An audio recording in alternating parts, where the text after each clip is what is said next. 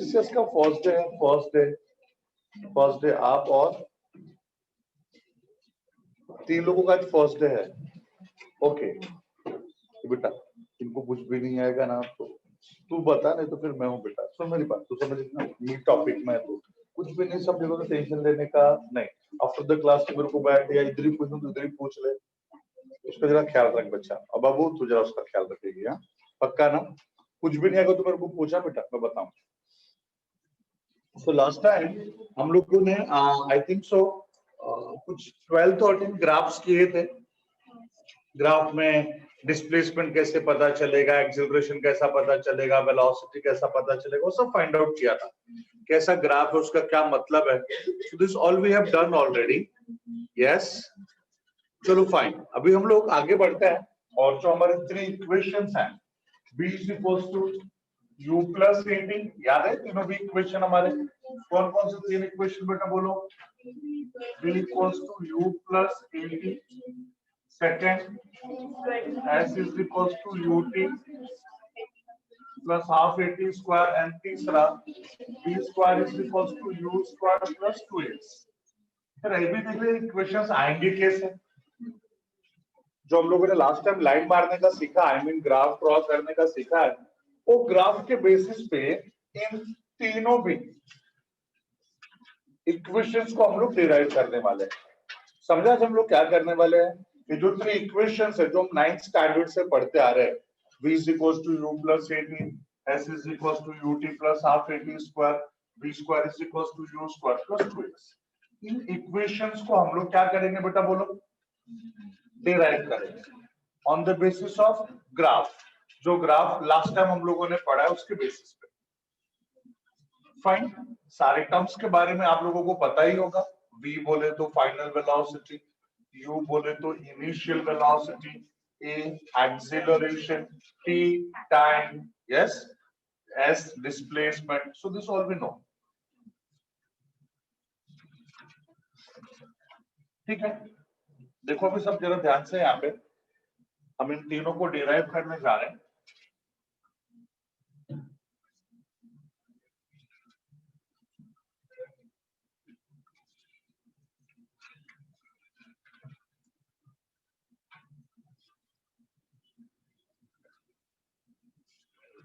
Okay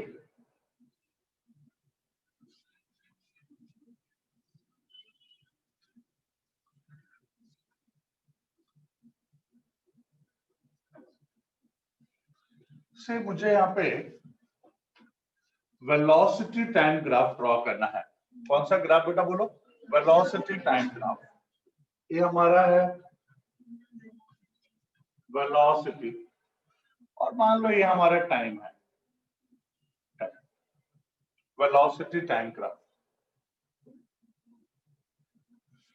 अगर यहाँ पे बेटा इसका तो कोऑर्डिनेट 0,0 ही रहने वाला है, इसमें तो कोई डाउट ही नहीं है, ओरिजिन है। तो अगर हमारा ग्राफ यहीं से स्टार्ट करेंगे, हमारा ग्राफ लाइक दिस, ऐसा स्टार्ट करेंगे। रुको मैं बताता हूँ, मैं ऐसा लाइन क्यों मार रहा हूँ, मैं बताना चाहता हूँ आप लोगों को। जैसे बेटा मैंने यहाँ पे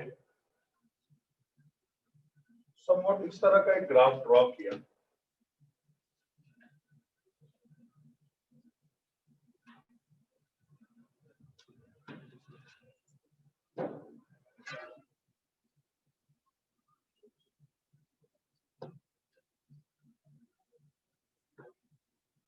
ऐसा ग्राफ एक्चुअली समझो ये लाइन है ही नहीं। यहां से स्टार्ट किया बेटा हम लोग, ये ओरिजिन, ये हमारा वेलोसिटी एक्सिस है, ये हमारा टाइम एक्सिस है। Axis is x axis is time axis. यही टाइम एक्सिस क्यों है, वो लास्ट टाइम डिस्कस किया था कि एक डिपेंडेंट टर्म होता है और एक इंडिपेंडेंट टर्म होता है। वेलोसिटी टाइम पे डिपेंड करता है कि टाइम वेलोसिटी पे डिपेंड करता है? वेलोसिटी टाइम पे डिपेंड करता है। फॉर एग्जांपल आप आपका BMW ले लो बेटा, आपका BMW आप ड्राइव कर लो। BMW को जैसे आप लोगों ने स्टार्ट किया, ऑन द स्पॉट सेम जगह पे उसका स्पीड 0 से 100 हो जाएगा क्या? उसको थोड़ा समय लगेगा। 0 से 100 तक जाने के लिए, और सीधी सी बात है डिस्टेंस भी थोड़ा लगेगा, थोड़ा डिस्टेंस ट्रेवल करते करते तो उसका स्पीड ग्रेजुअली बढ़ेगा ना, 5, 10, 20, 30, 40, 50, 100। शायद यही डिफरेंस होता है, बोलते हैं ना हमारी गाड़ी 2 करोड़ की है, कोई 1 करोड़ की गाड़ी होती है, कोई 10 लाख की गाड़ी होती है, कोई 50 लाख की होती है। बेटा पता है क्या फर्क पड़ता है? जो साथ ही महंगी गाड़ियां रहती है उनका पिकअप बहुत ज्यादा रहता है, मतलब ना नॉर्मल हमारे बाइक वगैरह में तो जल्दी से 100 पहुंचेगा ही नहीं, 100 पहुंचने के लिए 1 मिनट लग जाएंगे। जो महंगे कार होते हैं वो 15 सेकेंड, 10 सेकेंड, इतने समय में वो लोग 0 से 100 तक पहुंचे। जो नॉर्मल कार्स रहेंगे बेटा उनको 50 सेकेंड, 45 सेकेंड लग जाएंगे 0 से 100 तक पहुंचने के लिए, शायद उससे भी ज्यादा समय लगे, तो उसका पिकअप बहुत फास्ट हो जाता है। ऐसा ऐसा डिफरेंस रहता है इसमें। तो यहाँ पे मैं ऐसा दिखाना चाहता हूं कि ये हमारा वेलोसिटी एक्सिस है, मतलब वही बता रहा हूँ कि वेलोसिटी टाइम पे डिपेंड करता है, टाइम वेलोसिटी पे डिपेंड नहीं। तो ये एक्स एक्सिस पे आ गया, वेलोसिटी वाई एक्सिस पे आ गया। अगर एक ग्राफ में यहां से अगर ड्रॉ करते इसका मतलब क्या होता? अगर मेरा ग्राफ यहां से ड्रॉ करते इसका मतलब क्या होता कि उसका इनिशियल वेलोसिटी क्या है? 0। मैं यहाँ पे इनिशियल वेलोसिटी 0 नहीं करना चाहता था, इसके लिए ग्राफ में यहाँ के बजाय यहां से स्टार्ट करना। इसके लिए ए वाला पार्ट ऑलरेडी क्या हो गया बेटा, बोलो यू इनिशियल वेलोसिटी। ये मेरा बात सबको समझ में आ रहा है मैं क्या बोल रहा हूँ? Initial velocity. तो जब हमारा टाइम 0 है उस समय पे इनिशियल वेलोसिटी का कुछ तो वैल्यू है। अब जैसे जैसे टाइम बढ़ रहा है हमारा वेलोसिटी भी बढ़ रहा है और हमारा ग्राफ ऐसे आगे आगे आगे आगे जा रहा है। यहाँ तक किसी कुछ डाउट है क्या? ये जो मैं बोला सबको समझा बेटा? ऐसा ऐसा ग्राफ अगर हमारा होता, ये लाइन अगर यहाँ पे होता, इसका मतलब क्या बेटा? हमारा इनिशियल वेलोसिटी क्या है? 0। लेकिन अगर यहाँ से स्टार्ट हो रहा मतलब हमारा इनिशियल वेलोसिटी कुछ तो है, इसका जो भी वैल्यू होगा 10, 15, 20, 25, 50 जो भी होगा बेटा, इसका इनिशियल वेलोसिटी। और अब जिस जैसे टाइम बढ़ रहा है हमारा वेलोसिटी बढ़ रहा है, इसके लिए ग्राफ इज लाइक दिस। ठीक है, एक काम करते हैं, मान लो इनिशियल वेलोसिटी u है, अब इसको जरा हटा देते हैं यहां से, और आफ्टर टाइम t,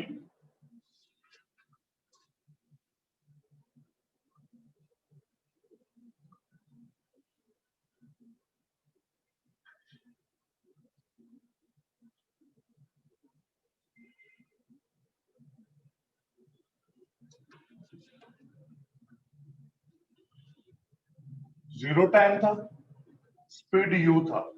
जैसे जैसे टाइम बढ़ने लगा और टाइम t हो गया, उतने समय में उसका वेलोसिटी u से क्या हो गया? v, final velocity. यहां तक किसी कुछ डाउट है क्या? Any doubt to any of you? यहां तक किसी को कुछ भी डाउट है क्या? Yes, okay okay Viraj, okay, thank you everyone. चलो अब एक काम करते बेटा, इसका पैरेलल लाइन भी ड्रॉ कर देते हैं ताकि हमारा कैलकुलेशन इजी हो जाए। अगर आपको जानना है कि सर इसका लाइन क्यों मार रहा हूं, हमारा कैलकुलेशन इजी होने के लिए, और कुछ रीजन नहीं। ठीक है, ये हमारा ग्राफ, ठीक है, v हो गया, u हो गया 0, a time t। Yes, A point जो है, ये वाला पॉइंट, ये वाले पॉइंट का कोऑर्डिनेट अगर मुझे लिखना होगा तो क्या? मैं जानना चाहता हूं इस पॉइंट का कोऑर्डिनेट क्या होगा। कोऑर्डिनेट पता है ना बेटा क्या होगा? निर्देशांक बोलते हैं ना उसको, निर्देशांक। हिंदी मीडियम कौन कौन है? हिंदी मीडियम निर्देशांक बोलते हैं ना बेटा, निर्देशांक।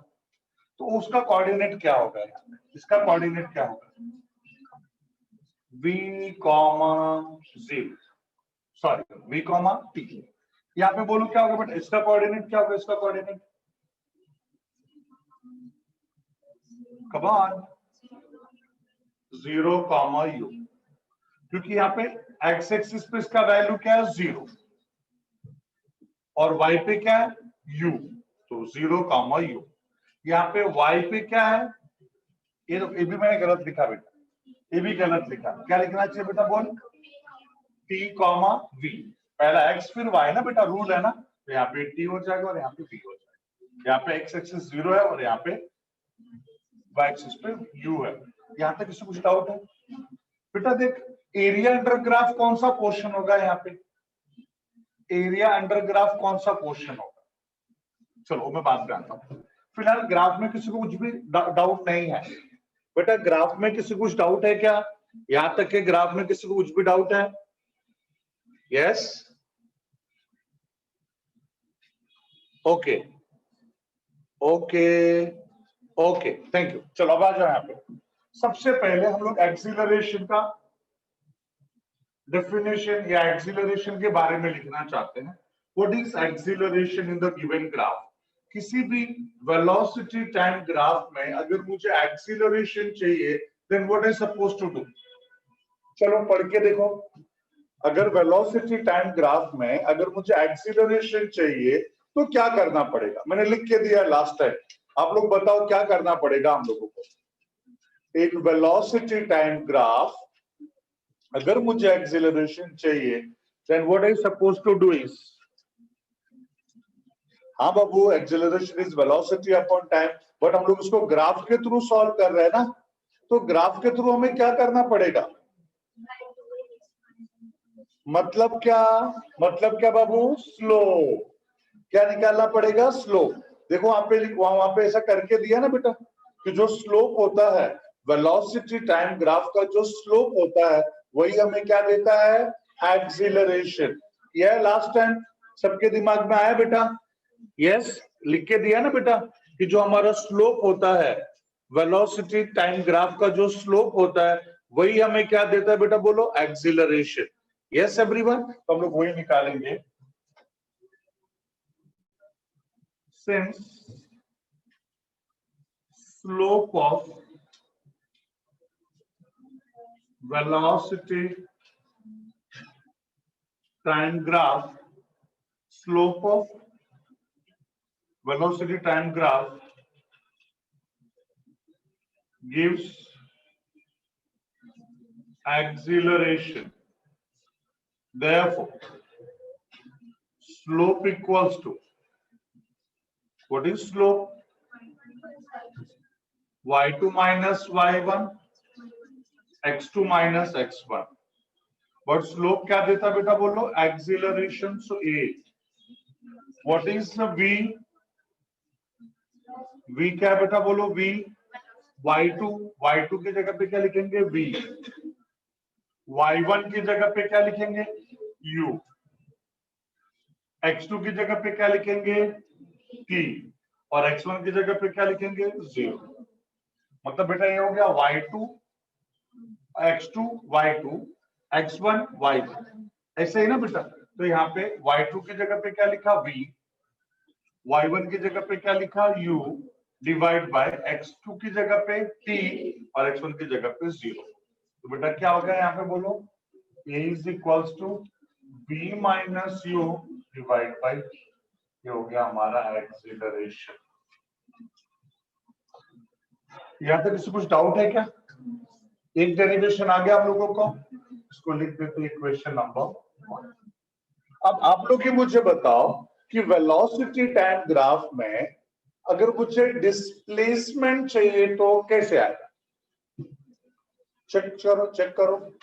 आई think so second last graph check करके बताना। Second last graph last time का,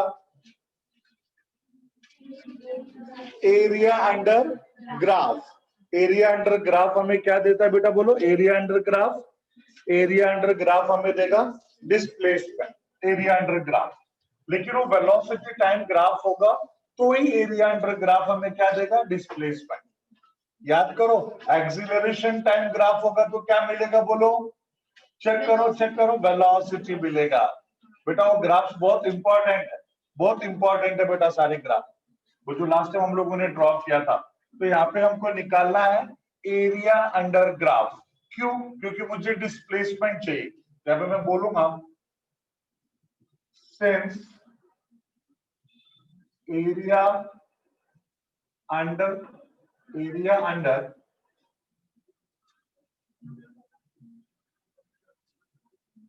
velocity time graph gives displacement, gives displacement. Area under velocity time graph gives displacement. ठीक है बेटा, तो यहाँ पे हम लोग क्या करेंगे बोलो? Area under graph. What is area under graph? Area under graph क्या है बेटा बोलो? ये पूरा पोर्शन एरिया अंडर ग्राफ है बेटा, ये पूरा portion area under graph. This entire portion is area under graph. अगर हम इसका नामकरण करेंगे ना, नामकरण ओ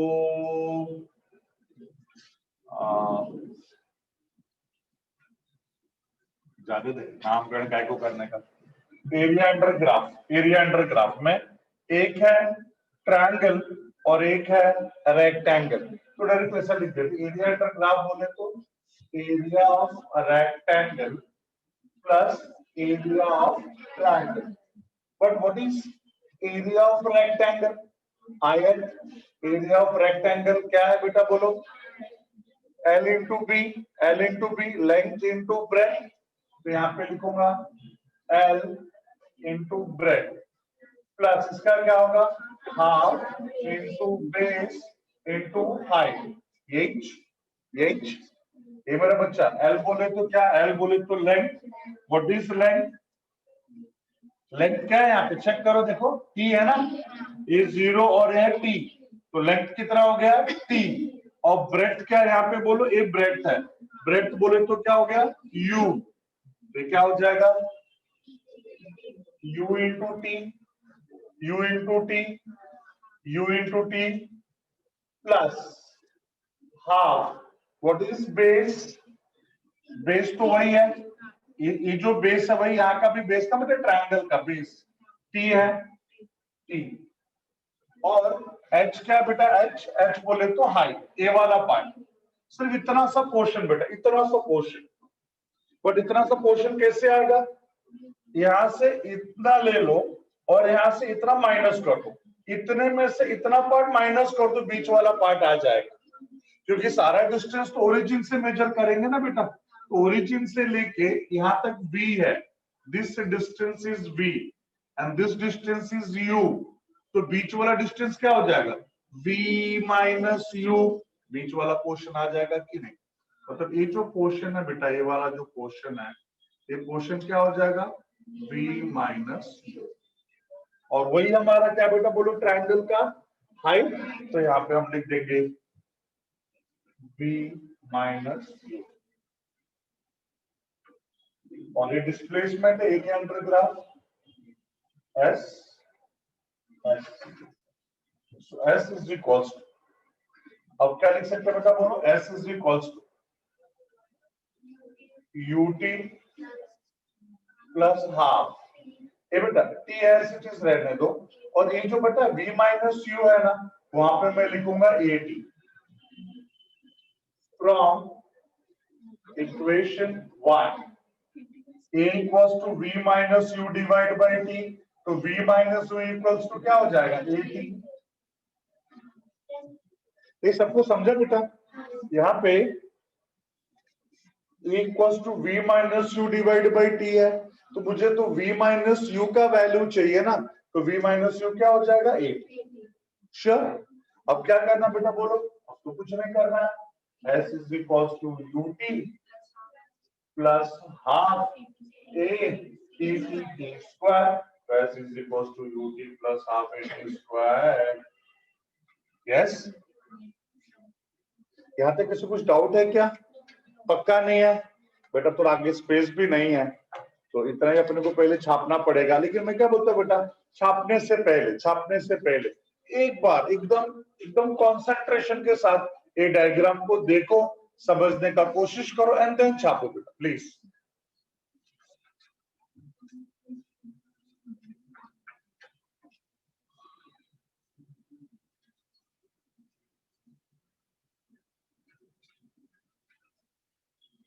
सोचो ना बेटा, हम लोगों ने लाइन मारने से स्टार्ट किया था और क्या क्या लिख डाला. कॉन्सेप्ट सिर्फ यही है, जो पहले पढ़ा था उसी को यूज करते करते आ गए ना बेटा. इसके लिए देखो अपना साइंस में हर क्लास बहुत इंपॉर्टेंट होता है। क्यों इंपॉर्टेंट होता है? जिन लोगों ने इसके पहला वाला क्लास नहीं अटेंड किया होगा, ये थोड़ा उनको ऐसा लगेगा कहां से आया है या ना। इसके लिए सारा क्लास अटेंड करना बहुत इंपॉर्टेंट होता है। एक क्लास उस क्लास के ऊपर अगला क्लास डिपेंड करता है, उसके ऊपर उसका अगला क्लास डिपेंड करता है। ठीक है, बट समझ रहा है बेटा छुटकी बाबू? समझे तुझे अच्छे से? ए डिग्री समझा बच्चा?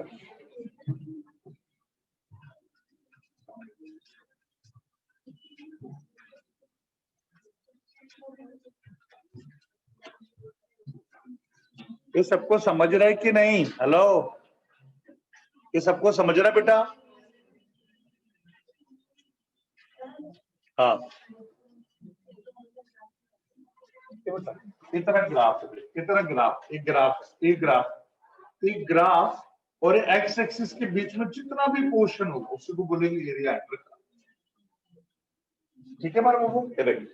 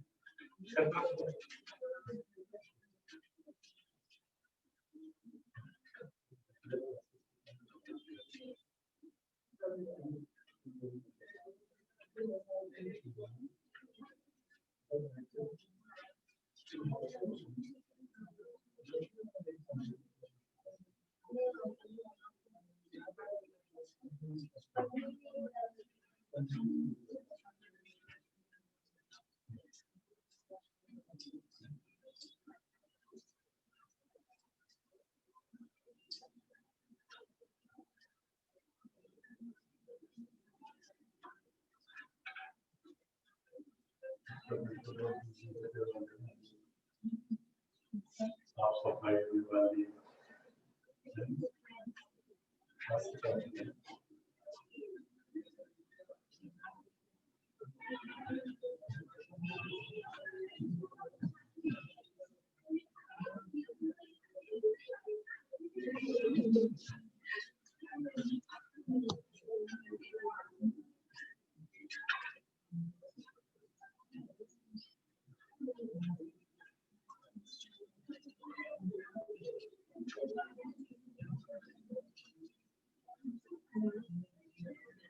बलराज एक मिनट रुकना बेटा, मैं करता हूँ, रुको।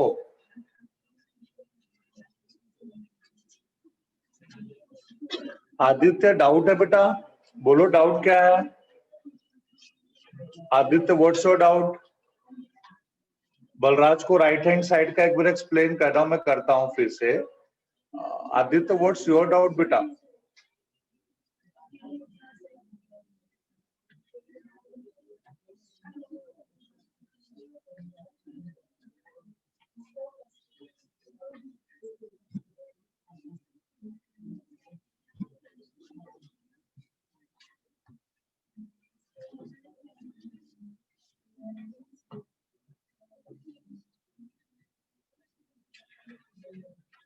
ओके, हाइट का वैल्यू कैसे लिया?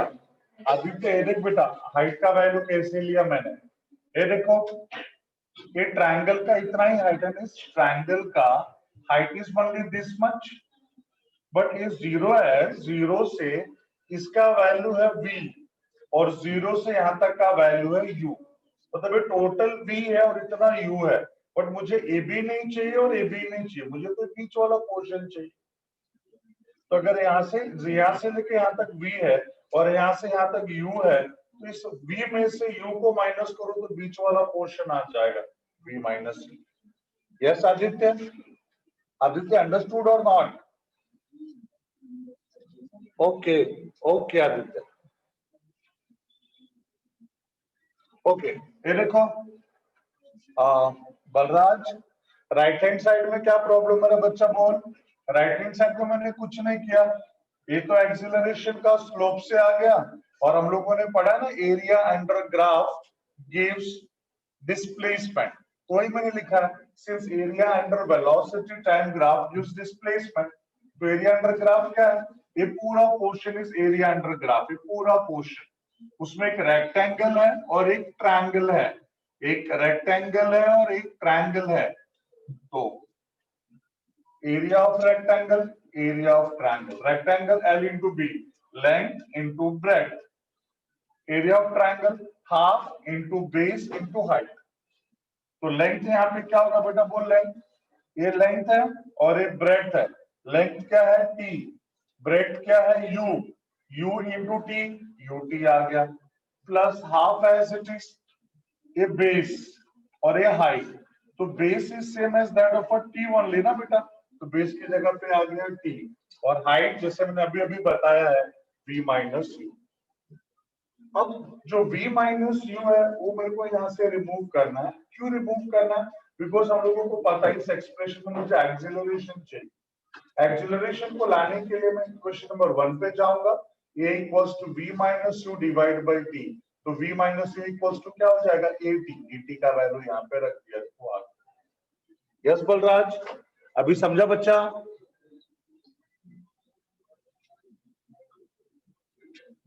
बलराज तुझे समझा क्या भी? पक्का ना बेटा? Okay okay okay, thank you.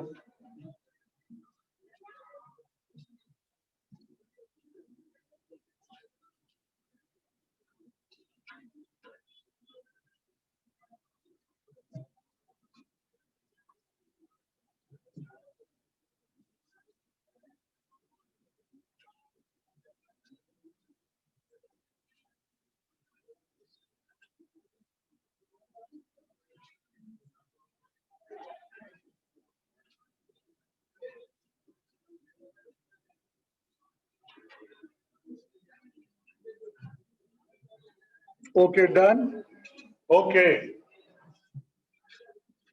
लिख लिया बेटा सब लोगों ने? ओके, लास्ट 30 सेकेंड्स, क्योंकि मैं ये वाला ही पोर्शन पहले रब करने वाला हूँ, ये रब नहीं करूंगा, ये भी रब नहीं करूंगा, ये भी सिर्फ इतना ही पोर्शन रब करने वाला हूँ बस, क्योंकि एक ही इक्वेशन और डिराइव करना है ना, v square is equal to u square plus 2as। वो कैसे आएगा देखते हैं। सो रब करूँ ये वाला पोर्शन, पक्का रब करूँ? चलो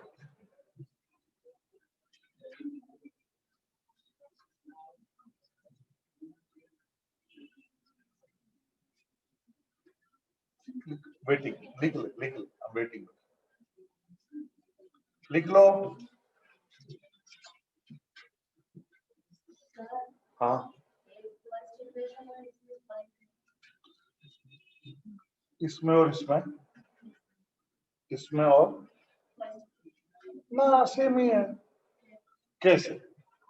एक काम कर, क्रॉस मल्टीप्लाई कर, ए वाला और एक फर्स्ट इक्वेशन सेम ही है। कैसे बेटा देख, अगर यहाँ पे तू मल्टीप्लाई करेगी कि नहीं, इसको अगले स्टेप पे लेके जाएंगे। तो a into t equals to v minus u, minus u इधर लेके आएंगे तो क्या हो जाएगा, प्लस। हमारा बाबू गॉट इट। बट मैंने इतना ही क्यों लिख के रखा बच्चा पता है? क्योंकि इसी करके यहाँ पे यूज आया, अगले में भी इसका यूज आने वाला है। काम करना ना बेटा, बाकी में तुम लोग ऐसा लिख के लो ना, थोड़ा सा स्पेस है वैसा लिख के खत्म करो ना। इसको क्रॉस मल्टीप्लाई करेंगे तो इतना आ गया।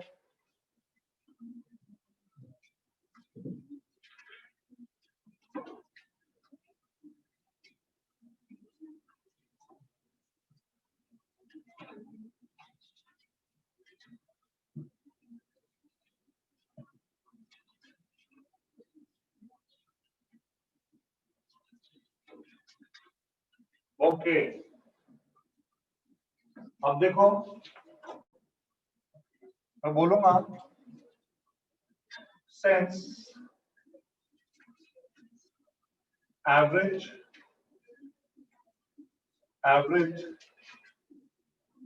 speed is a ratio of total distance to total time. therefore v average total distance upon time, बराबर है ना बेटा, यही होगा ना। तो distance is equals to v average into time, तो s is equals to v average speed क्या होता है, u plus v divide by 2। Average तो हमेशा ऐसे ही निकालते हैं ना बेटा, यहाँ पे दो स्पीड दिए हुए हैं, यहाँ पे दो speed average, v average, average क्या होगा, अगर दो वैल्यूज दिया है दोनों को ऐड करो 2 से डिवाइड करो, 3 वैल्यूज दिए होंगे तो 3 को, ऑल 3 को ऐड करो 3 से डिवाइड करो, number of values divide by जितने वैल्यूज होंगे उससे डिवाइड कर दो, आंसर आ जाएगा। तो यहाँ पे दो ही स्पीड दिए हुए थे, एक u और एक v, इसके लिए एवरेज क्या निकाल लेंगे या कैसे निकालेंगे, u plus v divide by 2। So s is equals to u plus v divided by 2 into t.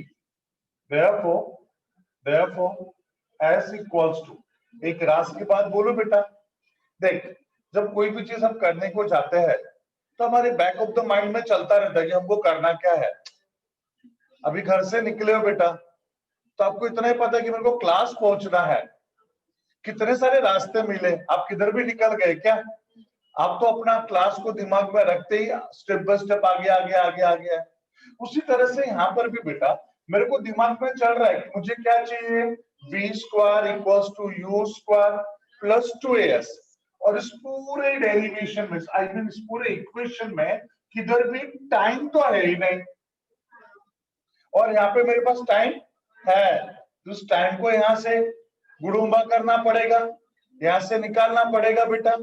तो टाइम को कैसे निकालेंगे, ऐसा एज इट इज, इसको एज इट इज रहने दो, u plus v divide by 2, और t की जगह पे इक्वेशन नंबर 1 देखो ध्यान से बेटा, t की जगह पे क्या लिख सकता हूं, t equals to v minus u divide by a, लिख सकता हूं कि नहीं, तो यहाँ पे लिख दूंगा t की जगह पे क्या लिखूंगा, v minus u divide by a। कैसे पता चला, फ्रॉम इक्वेशन 1। समझे बाबू, मैंने इसको यहीं तक क्यों रखा था, क्योंकि इसका दोनों डेरिवेशन में यूज आया ना। therefore s is equals to, what we'll write is u plus v। अच्छा एक काम करना बेटा, एक काम करना, यहाँ पे क्या है, u प्लस v है और v माइनस u है, इसको u प्लस v की जगह पे अगर मैंने v प्लस u लिखा तो कुछ फर्क पड़ता है क्या, लिख सकते हैं ना बेटा। क्यों ऐसा लिखा मैंने, ताकि हमको एक इक्वेशन दिमाग में आ जाए, a plus b a minus b, a plus b a minus b, दोनों का मल्टीप्लीकेशन होता है तो क्या हो जाता है, a square minus b square, इसके लिए v square minus u square, a 2a as it is है, क्रॉस मल्टीप्लाई करो, v square minus u square equals to 2as, so v square is equals to u square plus 2as। आया ना, यही चाहिए था कि नहीं बेटा अपने को। तो बेटा वैसे देख, कोई भी ना एक बेसिक फार्मूला स्टार्ट करने का और हमारे दिमाग में चलते रहना चाहिए कि हमको कहां तक जाना है, हमको ये चाहिए, तो उसमें क्या है, टाइम नहीं है, टाइम को अब दूसरा ऑल्टरनेट सोचो क्या है, तो भाई टाइम का हमारे पास ऑल्टरनेट है, उसका वैल्यू रख दिया, तो आंसर कम ऑन।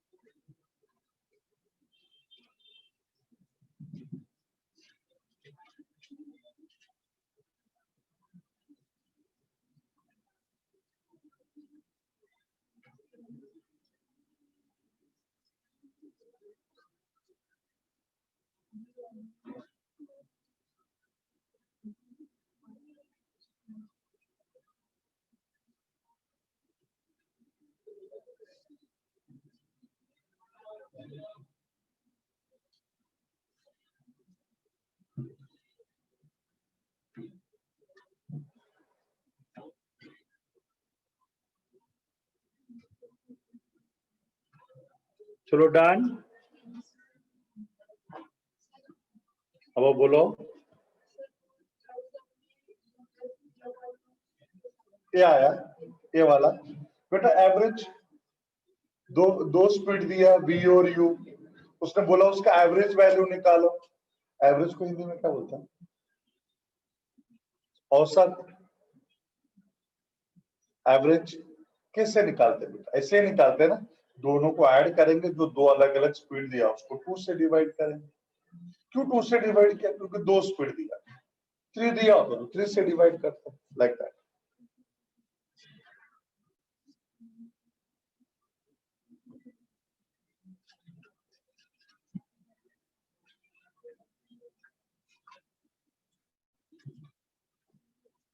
ये बेटा ये कहां से आया? फ्रॉम इक्वेशन नंबर 1 से। देखो ध्यान से, a equals to v minus u divide by t है, तो t equals to v minus u divide by a लिख सकते हैं, फिर मल्टीप्लाई करके आंसर। यस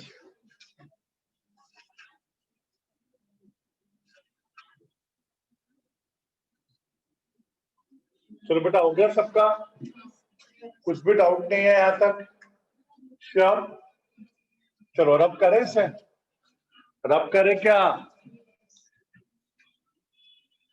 राइट साइड में थर्ड स्टेप कैसे आया, ऐसा जानना चाहते हैं। राइट साइड में थर्ड स्टेप, ये वाला स्टेप, ये देख बेटा, एवरेज, एवरेज स्पीड, एवरेज का फॉर्मूला बेटा, एवरेज स्पीड क्या है? आपके पास दो स्पीड दिया हुआ है, एक U और एक V, इन दोनों का किसी ने एवरेज वैल्यू पूछा, तो एवरेज का फॉर्मूला क्या होता है? एवरेज वैल्यू का, दो जो स्पीड दिया है दोनों को ऐड करो, 2 से डिवाइड करो, ये होता है एवरेज। एवरेज का फॉर्मूला है बेटा। अभी समझे कैसे आया एवरेज, कैसे आया? यस पुनीत, समझा बेटा आपको?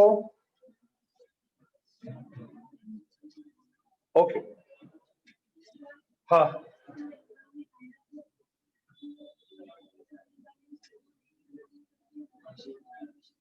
हाँ ठीक है, या बेटा उसको आगे बढ़ा देना, दो स्टेप और बढ़ा देना, ये वाला आ गया।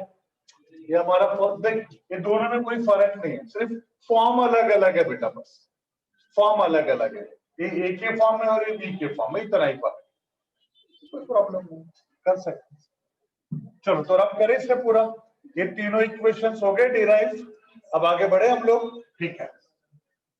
अब हमको पढ़ना है प्रोजेक्टाइल मोशन, इसके अंदर या इसके अंदर ही है, प्रोजेक्टाइल मोशन भी और सर्कुलर मोशन भी है। जो हमारा टॉपिक है motion in plane, motion in plane में ये दोनों भी पार्ट है, प्रोजेक्टाइल मोशन भी और सर्कुलर मोशन भी है। एक्चुअली सर्कुलर मोशन को दो पार्ट में डिवाइड कर दिया, आधा पार्ट 11th में और आधा पार्ट 12th में है, तो आधा पार्ट हमें करना और प्रोजेक्टाइल मोशन हमें करना है, ठीक है। बट प्रोजेक्टाइल मोशन क्या होता है, आप में से कोई मुझे बता पाएगा इसके बारे में? प्रोजेक्टाइल मोशन, प्रोजेक्टाइल मोशन के बारे में कोई मुझे बता पाएगा क्या? What is projectile motion? Any of you?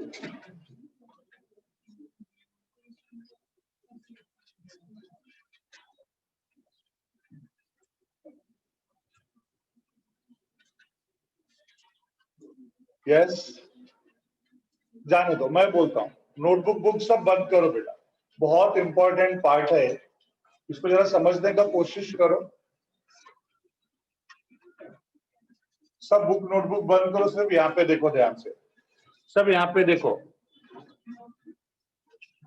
Yes yes सही बोल रहे हो केतन आप, जैसे याद करो बेटा, हम लोग स्कूल में पास्ट में हमारे साथ ऐसा पक्का हुआ रहेगा, हम लोग क्लासरूम में ऐसे 3 रोज में बैठे हुए हैं, ऐसे 3 रोज में हमारे ऐसे बेंचेस लगे हैं, ऐसे हम यहाँ पे बैठे हैं और हमारा कोई फ्रेंड इधर बैठा है, इधर बोर्ड वगैरह है, सर आके पढ़ा रहे हैं, सर पीछे ऐसा पढ़ा रहे हैं और उसको इरेजर चाहिए हमारे फ्रेंड को। अब लोग क्या करते हैं, इरेजर को सीधा फेंकते हैं हमारे फ्रेंड के हाथ, हाँ या ना, ऐसा फेंकते हैं कि नहीं बेटा? हाँ, पता चला हम चॉकलेट खा रहे हैं, हमारा दोस्त बोलेगा अकेले अकेले खाएगा, तो ऐसा चॉकलेट भी फेंकते हैं, सीधा इधर से चॉकलेट इधर भी आ जाता है बेटा।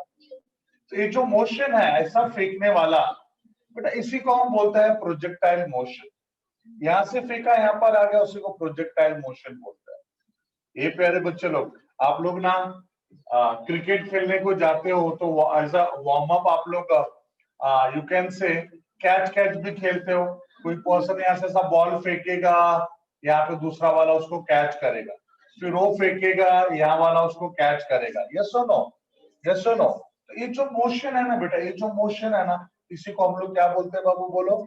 इसी को बोलते हैं प्रोजेक्टाइल मोशन। इस पूरे मोशन को बोलते हैं प्रोजेक्टाइल मोशन। ऐसा नहीं जरूरी। आपने ना एक पत्थर लिया बेटा, एक पत्थर ले लो और जितनी ताकत रहेगी ताकत से फेंक दो। अब किधर भी फेंको उसको, ऐसा फेंको, ऐसा फेंको, ऐसा फेंको, वैसा वैसा ही तो नहीं जाते रहेगा बेटा।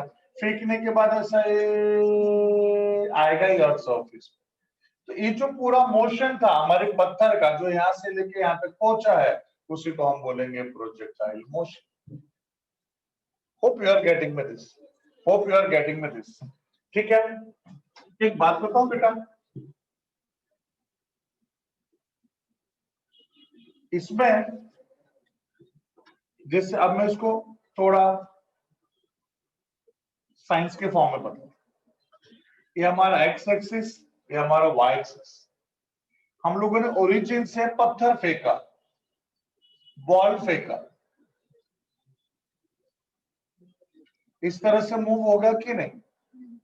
ये जो पाथ है, पाथ, रास्ता, पाथ, जिसपे हमारा वो बॉल या हमारा स्टोन जो भी है, चॉकलेट, इरेजर, जो भी है, जो मूव हो रहा है बेटा, तो जो मूव हो रहा है उसको हम बोलते हैं प्रोजेक्टाइल। क्या बोलते हैं बेटा, बोलो? प्रोजेक्टाइल। उसको हम बोलते हैं प्रोजेक्टाइल। और ये जो पाथ है, जिस पाथ पे वो मूव हो रहा है, उसको बोलते हैं ट्रेजेक्ट्री। क्या बोलते हैं बेटा, बोलो? ट्रेजेक्ट्री। इसको हम बोलते हैं ट्रेजेक्ट्री। और जो मूव हो रहा है उसको बोलते हैं प्रोजेक्टाइल। और इस पूरे मोशन को बोलते हैं प्रोजेक्टाइल मोशन। इसमें भी और भी बहुत सारे टर्म्स हैं। जिससे बेटा आपने यहां से उसको फेंका, तो इस पॉइंट को हम बोलते हैं पॉइंट ऑफ प्रोजेक्शन। क्या बोलते, बोलो? Point of projection. क्या बोलते, बोलो? Point of projection. ये पॉइंट ऑफ प्रोजेक्शन से ज्यादा एक्स एक्सिस का डिस्टेंस जो उसने ट्रैवल किया है, ज्यादा से ज्यादा डिस्टेंस इस एक्स एक्सिस पे जो ट्रैवल किया है, एक्चुअली वो यहां तक आएगा तभी भी एक्स बोलेंगे, यहां तक आएगा तभी भी एक्स बोलेंगे, यहाँ पर, यहाँ पर, यहाँ पर, यहाँ पर, यहाँ तक आया उसको भी एक्स बोलेंगे। बट ये जो मैक्सिमम डिस्प्लेसमेंट है, उस मैक्सिमम डिस्प्लेसमेंट को हम आर से रिप्रेजेंट करते हैं, आर। और उसको हम बोलते हैं हॉरिजॉन्टल रेंज। क्या बोलते हैं बेटा, बोलो? Horizontal range.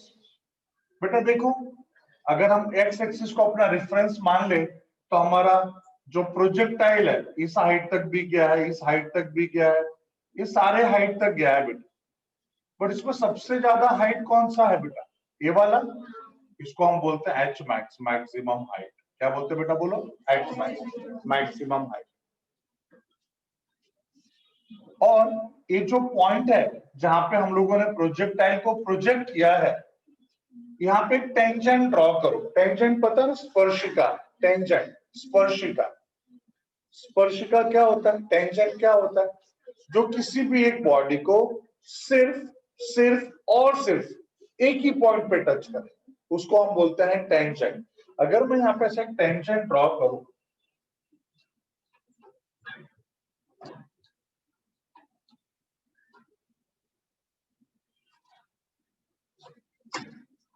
अगर यहाँ पे टेंजेंट ड्रॉ करो लाइक दिस, ऐसे, तो ये टेंजेंट इस एक्स एक्सिस के साथ क्या एंगल फॉर्म करेगा, उस एंगल को बोलते हैं एंगल ऑफ प्रोजेक्शन थीटा।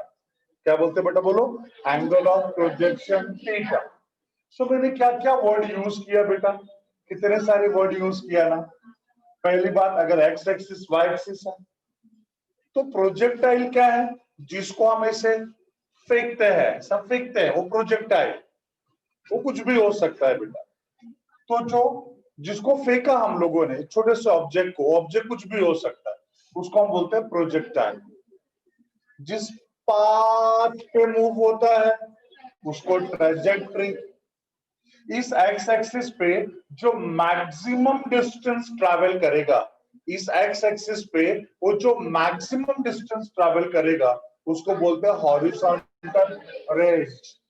और वो जो मैक्सिमम हाइट अटेंड करेगा उसको बोलते हैं मैक्सिमम हाइट। जिस पॉइंट से हम लोग उसको प्रोजेक्ट करेंगे उसको बोलेंगे पॉइंट ऑफ प्रोजेक्शन। उसको हम बोलेंगे पॉइंट ऑफ प्रोजेक्शन। और इस पॉइंट ऑफ प्रोजेक्शन पे, इससे ट्रेजेक्ट्री पे मुझे क्या ड्रॉ करना है, टेंजेंट, स्पर्शिका जिसको बोलते हैं टेंजेंट।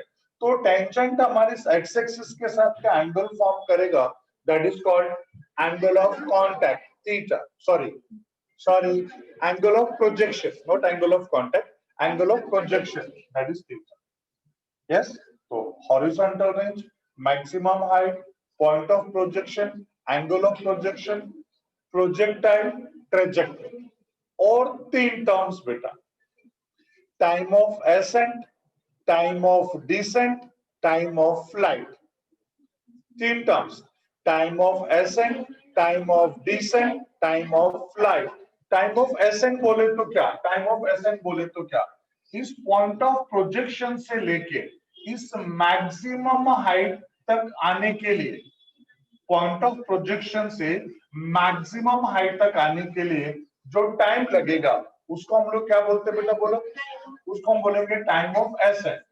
इस मैक्सिमम हाइट से फिर उसी लेवल तक आने के लिए जो टाइम लगेगा उसको टाइम ऑफ डिसेंट। और इस पूरे समय के लिए, कौन सा पूरा समय, जितने समय के लिए हमारा प्रोजेक्टाइल एयर में है, हवे में है, उसको हम बोलेंगे टाइम ऑफ फ्लाइट। तो time of ascent, time taken by projectile to reach maximum height from point of projection. Point of projection से मैक्सिमम हाइट तक पहुंचने के लिए जो टाइम लगेगा उसको बोलते हैं time of ascent। Maximum height से फिर उस लेवल तक आने के लिए जो टाइम लगेगा, टाइम ऑफ डिसेंट। और उस पूरे को बोलते हैं time of. Any doubt up to this? पक्का नहीं है? श्योर?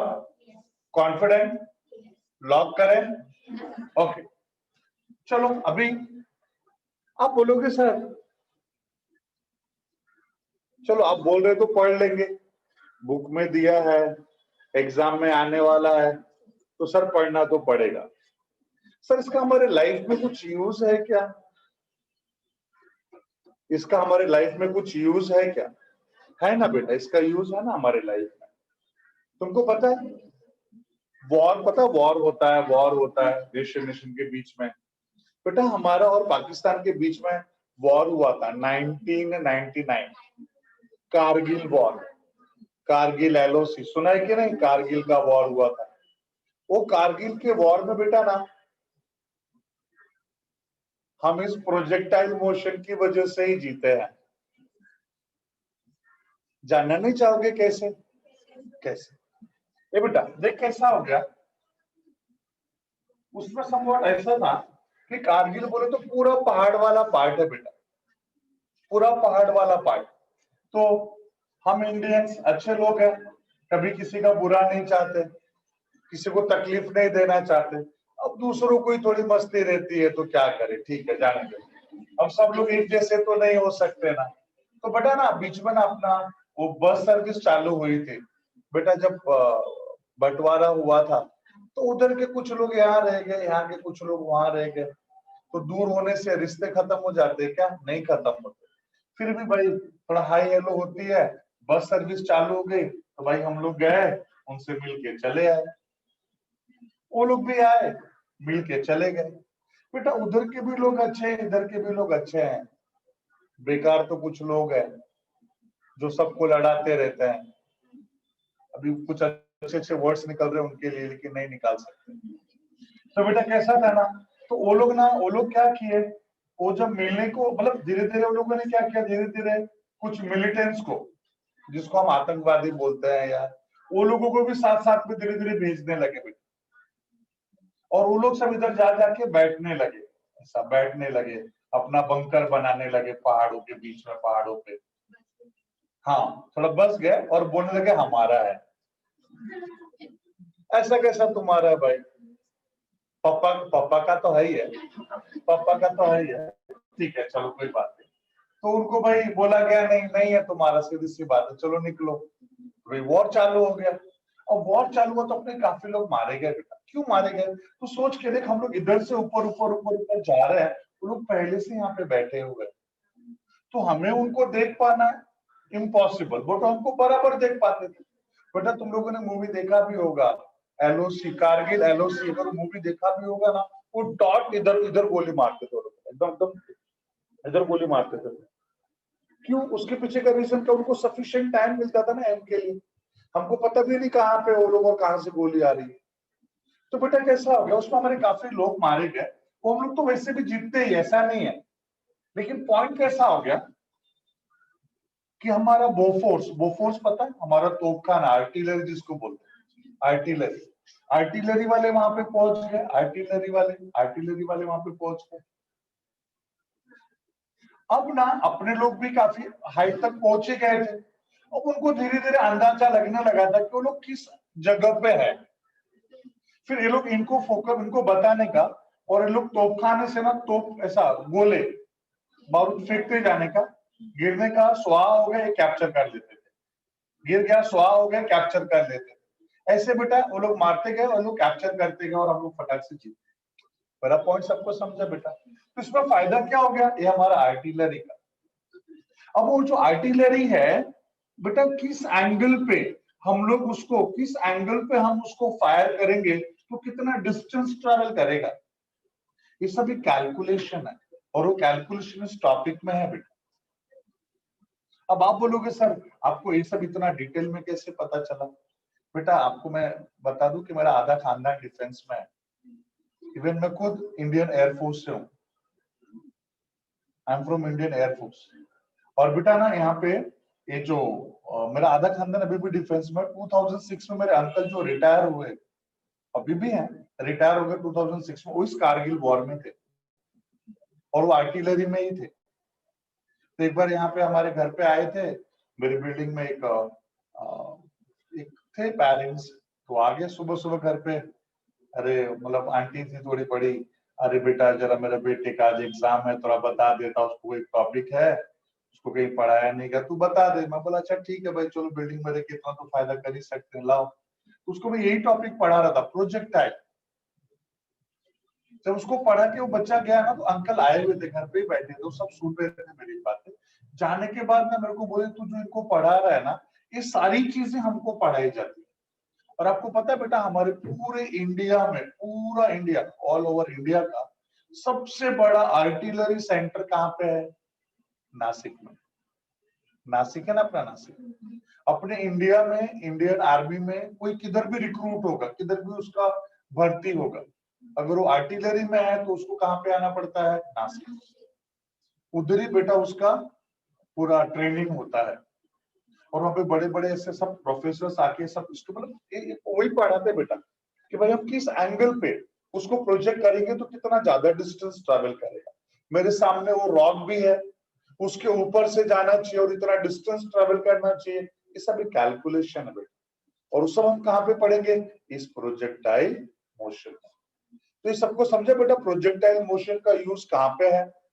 सबको समझा बेटा? यस एवरीवन, प्रोजेक्टाइल मोशन का यूज सबको समझा है क्या? Yes, okay okay okay. चलो बेटा फिर हम लोग स्टार्ट करें, आगे आगे बढ़ते हैं। हाँ, क्यों नहीं बोल सकते? लॉन्च करो बेटा। ओके, हम लोग इसमें, इस प्रोजेक्टाइल में जो सबसे पहला इक्वेशन है, या जो सबसे पहला क्वेश्चन है बेटा, बहुत इंपॉर्टेंट क्वेश्चन, वो क्या है? Expression for equation of trajectory, expression for equation of trajectory. ये जो ट्रेजेक्ट्री है मुझे उसका इक्वेशन चाहिए। पता है अलग अलग इक्वेशंस होते हैं, ax plus by equals to c, simultaneous equation.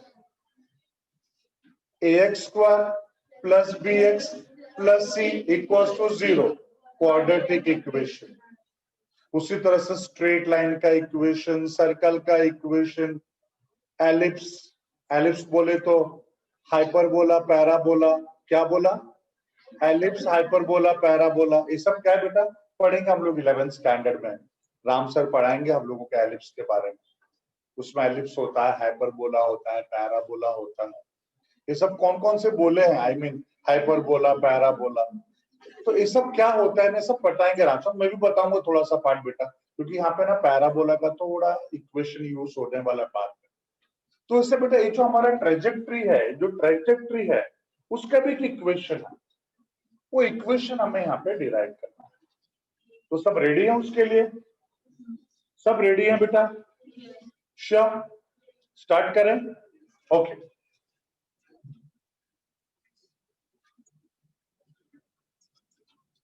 Ready करो सब लोग। Expression for equation of trajectory.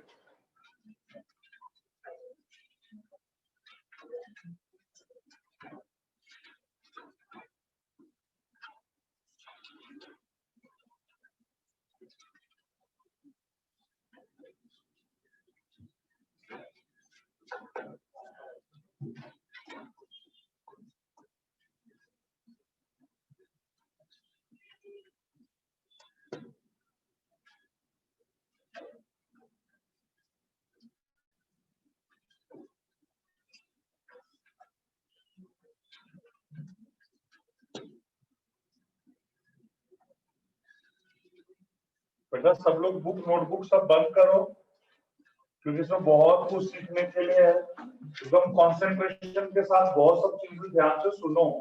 नहीं सुनोगे तो नहीं समझ में आएगा। Damn sure about it.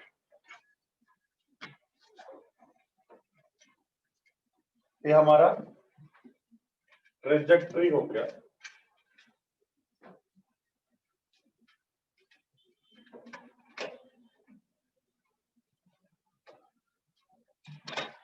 Yes, ये हमारा हो गया y एक्सिस, ये हो गया हमारा x एक्सिस, ये हमारा है पॉइंट ऑफ प्रोजेक्शन O, और हम क्या करने वाले बेटा बोलो यहाँ पे? तो हम यहाँ पे एक टेंजेंट ड्रॉ करने वाले हैं। वन टेंजेंट, वन टेंजेंट ऐसे। अभी टेंजेंट इस एक्स एक्सिस के साथ क्या एंगल फॉर्म करेगा? This is theta. यस, अभी ये जो पूरा पार्ट है यहां से लेके यहां तक,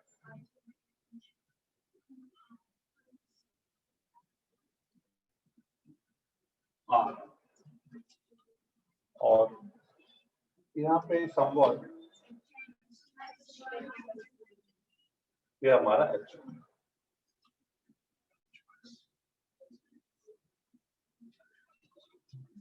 यस, इसका वेलोसिटी बोल देते हैं u। यहाँ से किसी कुछ डाउट है क्या? पक्का डाउट नहीं है? तीसरी बार ड्रॉ कर रहा हूँ ऐसा डायग्राम, तो सारे टर्म्स हमको पहले से ही पता है। हॉरिजॉन्टल रेंज है, मैक्सिमम हाइट है, एंगल ऑफ प्रोजेक्शन है, पॉइंट ऑफ प्रोजेक्शन है, दिस इज कॉल्ड ट्रेजेक्ट्री, और इस एंटायर मोशन को बोलेंगे प्रोजेक्टाइल मोशन। देखो, इसको एक्सप्लेन करने से पहले मैं एक आपसे रिक्वेस्ट करूंगा कि जिससे मैंने टॉपिक स्टार्ट किया था मोशन इन प्लेन, सबसे पहले मैंने मोशन का डेफिनेशन लिख के दिया था और फिर एक टेबल बनवाया था। एक तरफ दो प्यारे प्यारे फार्मूले लिख के दिया था, बाजू में तीन गंदे गंदे फार्मूले लिख के दिया था, और मैंने बताया था भाई इसको कब यूज करना है और इसको कब यूज करना है। एक को यूनिफॉर्म मोशन बताया था, एक को नॉन यूनिफॉर्म बताया था, और साथ में ये भी बताया था कि हमें कैसे पता चलेगा कि भाई मोशन यूनिफॉर्म है कि नॉन यूनिफॉर्म। और कोई फोर्स एक्ट हो रहा है मतलब नॉन यूनिफॉर्म, और कोई फोर्स एक्ट नहीं हो रहा है तो यूनिफॉर्म। क्लियर है ना। मैं चाहता हूं बेटा एक बार जस्ट गो थ्रू कर लो ना उसको, एक बार ईमानदारी से जरा गो थ्रू करो ना, क्योंकि उसके बेसिस पे हम इसको आगे सॉल्व कर पाएंगे। So please just go through it once.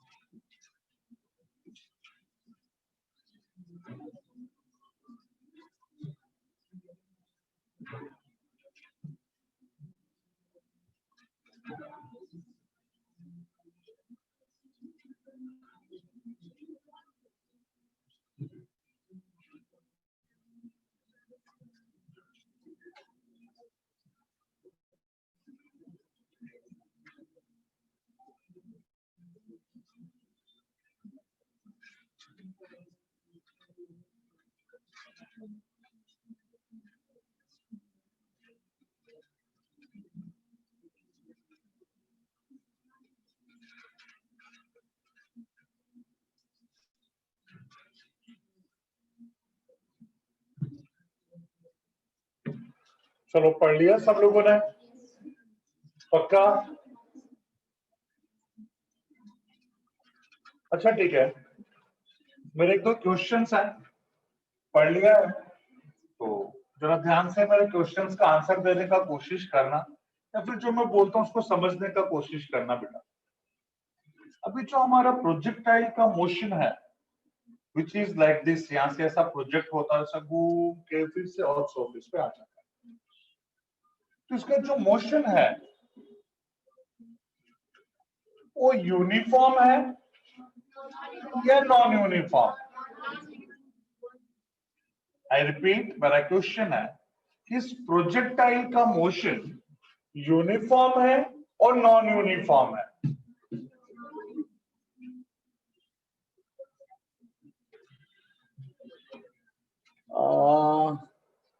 Mix answer आ रहा है, बहुत सारे बच्चे बोल रहे हैं यूनिफॉर्म और बहुत सारे बच्चे बोल रहे हैं नॉन यूनिफॉर्म।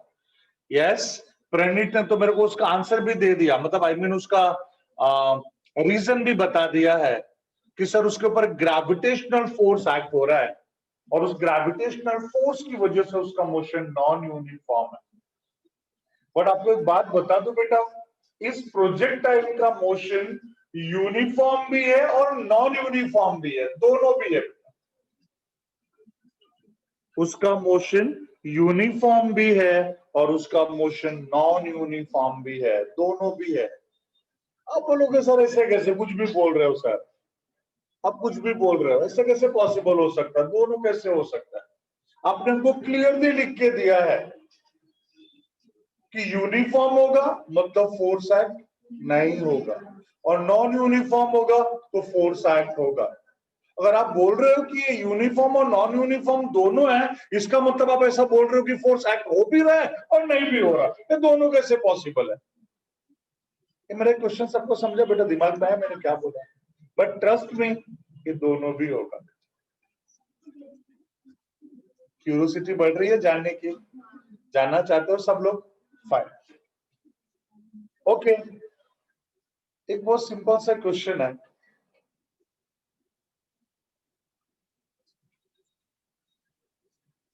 पापा के बच्चे हो मम्मी के बच्चे हो? डेफिनेटली दोनों के, दोनों के। गर्ल्स लोग रहते हैं उनको पापा से ज्यादा लगाव रहता है, बॉयज रहते हैं तो मम्मी से ज्यादा लगाव होता है, वो अलग बात है बेटा। बट हम तो दोनों के ही बच्चे हैं, हम पे दोनों का उतना ही हक है।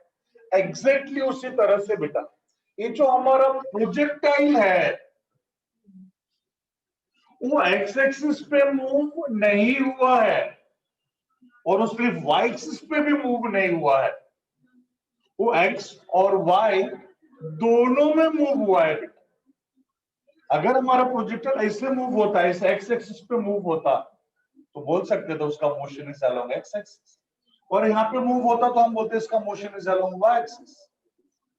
बट तो एक्स और वाई दोनों इस प्लेन में ना, एक्स वाई प्लेन में मूव हुआ, मतलब उसका मोशन एक्स एक्सिस पे भी है और उसका मोशन वाई एक्सिस पे भी है। तो उसका जो एक्स एक्सिस वाला मोशन है वो है यूनिफॉर्म और वाई वाला है नॉन यूनिफॉर्म। समझा बेटा? ये प्रोजेक्टाइल का मोशन अलोंग एक्स एक्सिस भी है और अलोंग वाई एक्सिस भी है। क्यों दोनों है? बिकॉज वो एक्स वाई प्लेन में मूव हुआ। अगर एक्स वाई प्लेन में मूव हुआ मतलब उसके अंदर एक्स का भी पार्ट है और वाई का भी पार्ट है।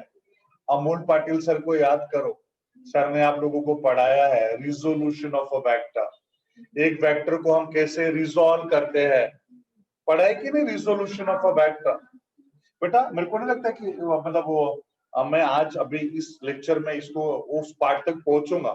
तो भी आज जो दोपहर में आफ्टरनून में जो थोड़ा समय रहेगा आप लोगों के पास, आप लोग प्लीज एक बार अमोल पाटिल सर का जो नोट्स है, स्पेशली जो रिजोल्यूशन ऑफ अ वेक्टर है, प्लीज अच्छे से पढ़ना। तो शाम के लेक्चर में अच्छे से समझेगा कि कैसे मैं क्या कर रहा हूँ, क्यों कर रहा हूँ, काय को कर रहा हूँ, उसका रीजन आपको समझेगा बेटा। तो आप सबसे रिक्वेस्ट को प्लीज पढ़ के आना। मैं बोला था ना पूरा फिजिक्स एक दूसरे के साथ इंटर रिलेटेड है, तो आप पढ़ के आना। फिलहाल मैं आपको इस चीज का आंसर देना चाहता हूँ, एक्सप्लेनेशन देना चाहता हूँ कि इसका जो मोशन अलोंग एक्स एक्सिस है वो यूनिफॉर्म क्यों है और वाई एक्सिस वाला नॉन यूनिफॉर्म क्यों है। बेटा वाई वाला तो नॉन यूनिफॉर्म है, क्लियर पता चल रहा है, सब लोग फटाफट आंसर देते गए। सर ऊपर जाएगा मतलब it is moving against the gravity, gravity उसको खींच रहा है। और सर आपने ही बोला था कभी भी नेट फोर्स एक्ट होगा मतलब मोशन इज नॉन यूनिफॉर्म। तो वाई वाला नॉन यूनिफॉर्म वो क्लियर है। हमको डाउट किधर है, एक्स वाला यूनिफॉर्म क्यों है। क्या सर आप ऐसा बोलना चाहते हो कि हम हॉरिजॉन्टली मूव होते हैं तो हमारे ऊपर ग्रेविटी का इफेक्ट नहीं होता? बेटा मैं बोल सकता हूं नहीं होता है। मैं ऐसा बोल सकता हूं कि जब हम हॉरिजॉन्टली मूव होते हैं, हॉरिजॉन्टल का क्या मतलब होता है पहले बोलो, what do you mean by horizontal? Earth surface, याद आया ना? नहीं तो कितने लोग बोलते हैं सर वर्टिकल मतलब स्टैंडिंग, हॉरिजॉन्टल मतलब स्लीपिंग। ऐसा नहीं है बेटा। देख हम लोग पढ़ेंगे आगे, एक और टॉपिक आएगा लॉज ऑफ मोशन, उसमें हम पढ़ेंगे जो हमारे लिए स्लीपिंग है ना वो किसी के लिए स्टैंडिंग होगा, और जो हमारे लिए स्टैंडिंग हो किसी और के लिए स्लीपिंग होगा। उस तरह से हम नहीं बोल सकते। जो अर्थ सरफेस का पैरेलल है, parallel to the earth surface, उसको हम बोलते हैं horizontal, and perpendicular to the earth surface is called vertical. ये दिमाग में फिक्स कर लो। तो जब हम parallel to the earth surface move होते हैं तो हम बोल सकते हैं बेटा कि हमारे ऊपर ग्रेविटी का इफेक्ट नहीं होता है। अब बोलो सर आप कंफ्यूज करते जा रहे हो, अब बताओ कैसे नहीं होता है। ठीक है मैं बताता हूं बेटा। उसके पहले मुझे कोई बताएगा what is work done? What is work done?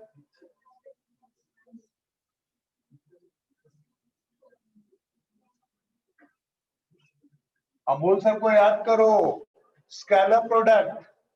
Scalar product, जब दो वेक्टर्स का मल्टीप्लिकेशन हमें स्केलर देता है तो हम उसको स्केलर प्रोडक्ट बोलते हैं।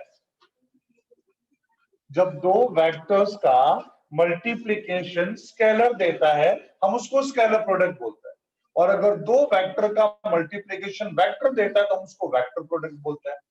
फॉर एग्जाम्पल फोर्स वेक्टर है, डिस्प्लेसमेंट वेक्टर है, बट इन दोनों का प्रोडक्ट मुझे वर्क डन देता है, वर्क तो स्केलर है ना बेटा। तो दो वेक्टर का मल्टीप्लिकेशन मुझे क्या दे रहा है, स्केलर। इसके लिए इसको हम क्या बोलेंगे, डॉट प्रोडक्ट। स्केलर प्रोडक्ट को डॉट प्रोडक्ट बोलते हैं, डॉट प्रोडक्ट। अगर डॉट प्रोडक्ट है तो उसका फॉर्मूला क्या होगा, f s cos theta. Work done is equal to f s cos theta. बराबर है? ये प्यारे बच्चे लोग, एओ आप जो इस हॉरिजॉन्टल सड़क पे आगे आगे जा रहे हो, तो बेटा हमारे बॉडी का वेट किधर एक्ट होगा, नीचे। हमारी बॉडी पे क्या फोर्स एक्ट हो रहा है, वेट, ग्रेविटेशनल फोर्स। और हमारा डिस्प्लेसमेंट किधर है बेटा, इधर। तो दोनों के बीच में एंगल कितना हो गया 90। एंड व्हाट इज cos 90 का वैल्यू क्या होता है 0।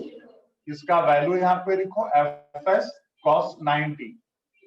cos 90 का वैल्यू क्या होगा बेटा बोलो 0। 0 मल्टीप्लाई बाय एनीथिंग इज 0, मतलब हमारा वर्क डन क्या हो गया 0। ए बाबू जब फोर्स एक्ट होगा तब हमें वर्क डन करना पड़ता है। एक सिंपल सा एग्जांपल, ये मान ले ये हमारा कोई एक मार्कर है, मुझे इसको लिफ्ट करना उठाना है बेटा, तो उसको बोलूंगा उठ जा अपने आप से, तो उठ जाएगा नहीं उठेगा। क्यों? इसके ऊपर ग्रेविटेशनल फोर्स एक्ट हो रहा है। किधर बेटा बोलो नीचे, और उस फोर्स के अगेंस्ट में हम लोग वर्क डन करके इसको ऐसा उठाएंगे। मतलब हमेशा वर्क कब करना पड़ता है फोर्स के अगेंस्ट में। ये दो स्टेटमेंट मेरे याद रखना बेटा, लाइफ टाइम जब तक फिजिक्स पढ़ रहे हो तब तक तो उसका काम है ही है, फिजिक्स नहीं पढ़ोगे तो तुम्हारे रियल लाइफ में भी इसका यूज है बेटा। पहला statement, always work has to be done against the force. हमेशा वर्क कब करना पड़ता है तो फोर्स के अगेंस्ट में। और दूसरा, जो भी वर्क डन हम करते हैं वही वर्क डन बॉडी में स्टोर होता है एज एन एनर्जी, जिसको हम बोलते हैं पोटेंशियल एनर्जी और स्टोर्ड एनर्जी। मैं लिख के दूंगा बेटा, मैं लिख के दूंगा, रुक जाओ मैं लिख के दूंगा। तो अगर जहां पे वर्क डन नहीं होगा, जहां पे फोर्स नहीं होगा, वहां पे वर्क डन भी नहीं करना पड़ेगा, और जहां पे फोर्स होगा वहां पे वर्क डन करना पड़ेगा डेफिनेटली। ये प्यारे बच्चे लोग, इस मोशन में मैं ऐसा बोला क्या हमारे ऊपर ग्रेविटेशनल फोर्स नहीं एक्ट हो रहा? एक्ट हो रहा है, बट उस ग्रेविटेशनल फोर्स के अगेंस्ट में हमारा वर्क डन 0 है। अगर मेरा वर्क डन 0 है तो मैं ऐसा बोल सकता हूँ ना सर फोर्स भी 0 है, फोर्स भी 0 है। अगर फोर्स होता तो डेफिनेटली मुझे वर्क डन करना पड़ता, फोर्स नहीं है तभी तो मुझे वर्क डन नहीं करना पड़ रहा है। तो इस ये फार्मूला से एकदम कंफर्म है ना बेटा कि जब हम हॉरिजॉन्टली जाएंगे तो हमारा डिस्प्लेसमेंट हॉरिजॉन्टल, हमारा वेट वर्टिकल, दोनों के बीच में एंगल क्या हो जाएगा 90, और वर्क डन क्या हो जाएगा 0। ये सिर्फ कहने की बात नहीं है, सच में ऐसा होता है। एग्जांपल दूं, आपके पास दो ऑप्शन है, you are having two options. Option number 1, आप यहां से निकलो, चेक नाके तक जाओ, और वहां से यहाँ पे वापस आओ। यह समझो ना बेटा, ऐसा एक सिंपल सा सोच के रखो, किसी को पता नहीं होगा चेक नाका किधर है तो जाने दो। से मान लो आपके पास एक ऐसा ऑप्शन है कि आप 1 किलोमीटर का डिस्टेंस तक जाओगे, 1 किलोमीटर का डिस्टेंस जाके वापस आना है, ये पहला टास्क है। दो में से कोई एक टास्क आपको करना है। योर फर्स्ट टास्क कि आपको 1 किलोमीटर के डिस्टेंस तक जाना है वॉकिंग, और जाके वापस आना है। और दूसरा ऑप्शन है, एक 58 फ्लोर की बिल्डिंग है, 50 माले की बिल्डिंग है बेटा, सीढ़ियों से 50 माले के टेरेस तक सिर्फ जाना है, बस सिर्फ जाना, ऊपर आना भी नहीं है, सिर्फ जाना है, दैट्स ऑल। अब बताओ बेटा, आप 1 किलोमीटर जाके आना प्रीफर करोगे कि 50 माले की बिल्डिंग पे सीढ़ियों से टेरेस तक जाना पसंद करोगे? सीधी सी बात है, 1 किलोमीटर जाके आना पसंद करोगे। आपको पता बेटा 1 किलोमीटर जाके आएंगे मतलब वो 2 किलोमीटर हो गया। और बेटा पता है शायद 1/4 किलोमीटर में हमारे 50 माले की बिल्डिंग होगी। एक 50 माले की बिल्डिंग का हाइट क्या होगा 1/4 किलोमीटर। तो 1/4 किलोमीटर का डिस्टेंस हम ऊपर चढ़ना पसंद नहीं करते, लेकिन उसका 8 गुना ज्यादा डिस्टेंस जाके आना पसंद करते हैं। रीजन बहुत ऑब्वियस है बेटा, अगर हमको हॉरिजॉन्टली 1 किलोमीटर तक जाना है और जाके वापस आना है, ओके कोई प्रॉब्लम नहीं, इतना इश्यूज नहीं है, और साथ में कोई गप्पा गोष्ठी करने वाला होगा तो कब जाके आएंगे पता भी नहीं चलेगा। बट बेटा अगर 50 माले की बिल्डिंग पे टेरेस तक सीढ़ियों से चढ़ना है, पापा मम्मी भाई बहन अड़ोसी पड़ोसी सब याद आ जाएंगे, हमारी हालत खराब हो जाएगी ऊपर तक जाने में। क्यों बाबू क्यों? अगर हमारे ऊपर ग्रेविटेशनल फोर्स एक्ट होता तो वैसी थकान तो 2 किलोमीटर जाके आने में भी हमें होती कि नहीं? लेकिन क्यों ये जाके आना पसंद है? बिकॉज परपेंडिकुलर, फोर्स और डिस्प्लेसमेंट दोनों परपेंडिकुलर हो जाता है और वर्क डन हमारा क्या हो जाता है, 0। सबको समझा बाबू? अच्छे सबको समझा है, कोई दुविधा नहीं है। एक और एग्जांपल बोलूं, एक और एग्जांपल बोलूं। ये बेटा देखा होगा आजकल के जो यंगस्टर्स हैं, आई मीन जो अपने ये अपने बच्चे लोग हैं, जो तुम्हारे एज, जो तुम लोगों का एज है, उनको बाइक मिलता है 17-18 होते ही, क्या बाइक चलाते हैं वो लोग। ऐसा ना बाइक चलाते चलाते ऐसा ऐसा बाइक ऐसा स्टैंडिंग रहता है ना, ऐसा बाइक ऐसा, उस बाइक को पता है आंकड़ा वाकड़ा ऐसे कर करके चलाते हैं बेटा। वो बाइक को ऐसा आंकड़ा वाकड़ा करके चलाते हैं ठीक है, उनको बोल एक जगह पे खड़े रहे, आंकड़ा होके दिखा, वाकड़ा ही हो जाएगा। चला रहा है तो कोई प्रॉब्लम नहीं है, बट अगर खड़े रहेंगे ना बेटा, उसी तरह से मैं बताऊं, हम लोग ऐसे खड़े हैं ना, हमारे ऊपर ग्रेविटी एक्ट हो रहा है, हमको पुल कर रहा है, बट जब मोशन में रहेंगे तो उसका इफेक्ट नलिफाई हो जाता है। क्यों? बिकॉज हमारा वर्क डन 0। मेरा बात सबको समझा? तो जब बाइक वाला सर चला रहा है ना बेटा, उसका डिस्प्लेसमेंट और फोर्स दोनों एक दूसरे का परपेंडिकुलर है, वर्क डन 0, मतलब बोल सकते हैं ग्रेविटेशनल फोर्स एक्ट नहीं होगा, कोई प्रॉब्लम नहीं। बट अगर एक जगह पे खड़े रह के ऐसा जाएगा ना बेटा, ग्रेविटी खींच लेगा, नीचे गिर जाए। ये मेरा बात सबको समझ में आ रहा है? तो एक चीज कंफर्म्ड है, ये जो हमारा प्रोजेक्टाइल मोशन है, इसमें दो तरह का मोशन है। एक मोशन अलोंग एक्स एक्सिस जो यूनिफॉर्म है, और एक मोशन अलोंग वाई एक्सिस जो नॉन यूनिफॉर्म है। Hope you are getting me this. सबको मेरी बात समझ में आई है? पक्का सबको समझ में आई है? श्योर? मेरी बात सबको समझ में आई है क्या? ओके। सो बेटा आज अभी फिलहाल के लिए बस इतना ही। जब हम लोग नेक्स्ट टाइम कंटिन्यू करेंगे, आई मीन इवनिंग में, तो हम लोग उसको आगे कंटिन्यू करेंगे। ओके चलो बाय, थैंक यू।